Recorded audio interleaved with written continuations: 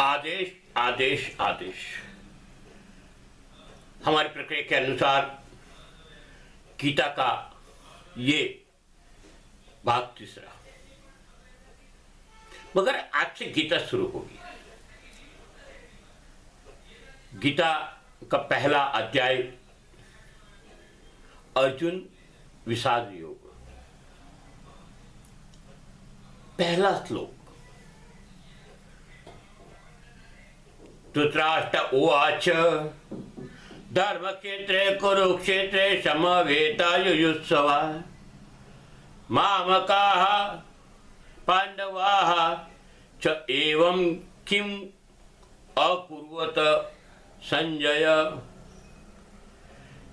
बात ये बताई गई है यहाँ पहले श्लोक में।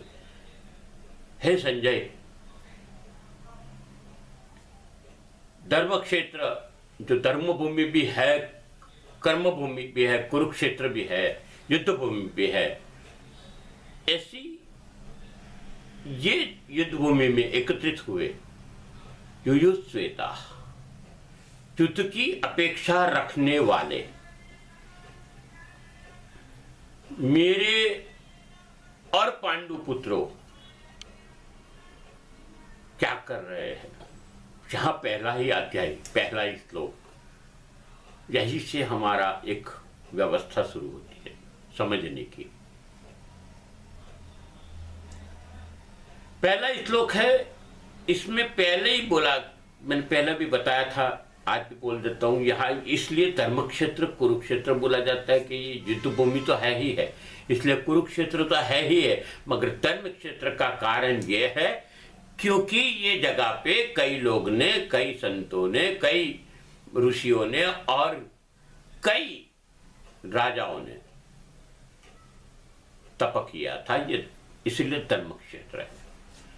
कुरुक्षेत्र तो युद्ध की भूमि को कुरुक्षेत्र बोला ही जाता है, मगर यहां पे एकत्रित हुए काय के लिए, तो बोला युयुत्सवः, तो युद्ध की इच्छा से एकत्रित हुए लोग। मगर कौन लोग एकत्रित हुए हैं? देखो, मूलभूत बात ऐसी है कि कुरुवंश है, कुरुवंश के अंदर धृतराष्ट्र के पुत्र और पांडव के पुत्र दोनों युद्ध कर रहे हैं। मूल यही दो, धृतराष्ट्र के 100 पुत्र और पांडव के 5 पुत्र, यही धर्म और अधर्म की लड़ाई है। तो यहाँ पे बात यही है, धर्म क्षेत्र कुरुक्षेत्र युयुत्सवः। तो आगे की बात आती है कि युद्ध की इच्छा वाले, यहाँ पे एक ही परिवार के होते हुए भी अलग चौका दिखाया गया। मामकाः, मेरे और पांडव के पुत्र, यहां से ही भेद चालू होता है। ये मंशा दिखाती है, ये मंशा यही दिखाती है कि ये दो पार्टी अलग हो गई है। ये युद्ध क्यों हो रहा है वो भी मैंने बताया था। तो आगे की बात करते, इसका दूसरा श्लोक, इसमें लिखा है, दृष्ट्वा तो पांडवानीकम् व्यूढम् दुर्योधनम् तथा आचमार्य उपमन्यु राजा वचनम् अब्रवीत।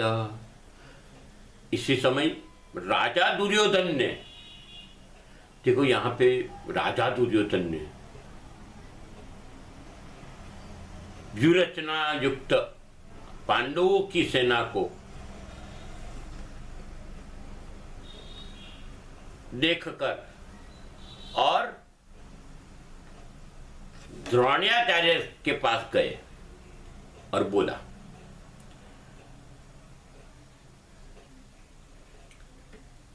इस विषय को समझना जरूरी है। पांडवों की सेना का और कौरवों की सेना की बात कर रहे हैं, तो यहाँ पे राजा बोल के बहुत अच्छी तरह से राजा दुर्योधन बोल के इन्होंने धृतराष्ट्र को खुश करने की कोशिश की, क्योंकि दुर्योधन राजा नहीं था, दुर्योधन राजकुमार था। और यही शब्द सुनने के लिए धृतराष्ट्र के कान बेताब हो रहे थे। द्रोणाचार्य के पास इसलिए गए कि उनकी सेना का सेनापति द्रोणाचार्य जी थे। ऐसे तो बात हुई थी कर्णों को सेनापति बनाने की, मगर कई कारणों से, विवाद के कारण कर्णों को सेनापति न बनाया गया। और तीसरे श्लोक में बोला जाता है, हे आचार्य, आपके बुद्धिमान शिष्य द्रुपद पुत्र धृष्टद्युम्न द्वारा जो सेना की रचना की गई है, वो सेना को आप देखिए। आचार्य बोला, तब तक तो बात सही है कि ये द्रोणाचार्य खुद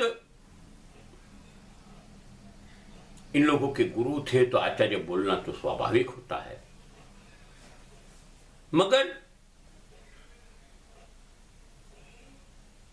जो बोला गया, द्रुपद पुत्र, द्रुपद का नाम देने का मतलब क्या था? द्रुपद पुत्र का नाम ऐसे सीधा बोल सकते थे कि धृष्टद्युम्न का, मगर द्रुपद पुत्र इसलिए बोला कि द्रुपद की और द्रोणाचार्य के अनबनाव के कारण जो प्रक्रिया खड़ी हुई थी, तो उनको दुश्मनी याद कराने की बात की थी। और ये दुश्मनी याद कराई कि ये जो आपके शिष्य है, पांडुपुत्र भी शिष्य थे इनके, वो सबके साथ में जो खड़े हैं वो आपके दुश्मन का लड़का है जो सेनापति है। ये कुछ कोई ना कोई तरीके से इनको उकसाने की बात की। चौथे श्लोक से छठे श्लोक तक, ऐसे तो अभी यहां से नामावली चालू होगी, 14वें श्लोक तक नामावली आएगी। कौन कौन है युद्ध के अंदर, यह बताया जाएगा। इस सेना में बड़े बड़े धनुष्य वाले तथा युद्ध में भीम और अर्जुन के समान और विराट महारथी राजा द्रुपद, धृष्टकेतु, चेकितान, काशीराज, पुरुजित, पराक्रमी, युधामन्यु, बलवान, उत्तमौजा, सुभद्रा पुत्र अभिमन्यु एवं द्रौपदी के पांचों पुत्र इस युद्ध में उपस्थित है।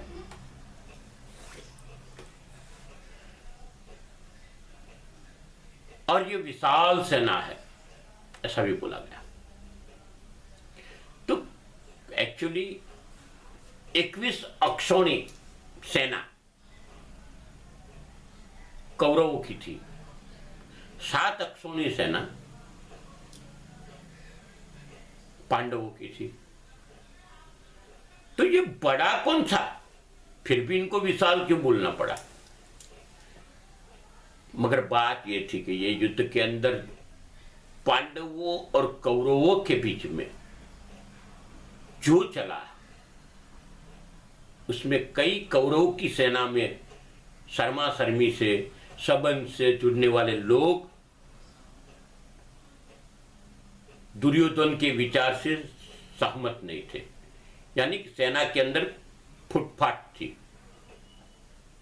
हालांकि आप देखो, पांडवों की सेना भले 7 अक्षौणी थी, मगर एक विचार वाले, धर्म के साथ खड़े रहने वाले मजबूत लोग थे। ये गीता की ऐसी छोटी छोटी बातें होती है, इसके अंदर क्या कहने का मतलब है, क्यों कहा गया ऐसा, ये हमने आज आपसे 1 से 6 श्लोक तक जो पूरी बात है वो बताई। आगे की बात 7वें श्लोक से चालू करेंगे, अगले हफ्ते मिलेंगे फिर से। आप इस चैनल को मेरी विनती है, सनातन धर्म के लिए भी सब्सक्राइब करिए, इसको लाइक करिए, इससे जुड़े रहिए, ये वीडियो को अब फैलाएं, क्योंकि गीता की सच्चाई यहां बताई जाती है। यहां कोई मनगढ़ंत बातें नहीं है, जो शास्त्र में लिखा है वही आप तक प्रस्तुत करने की हमारी कोशिश है। अस्तु, शुभम भवतु।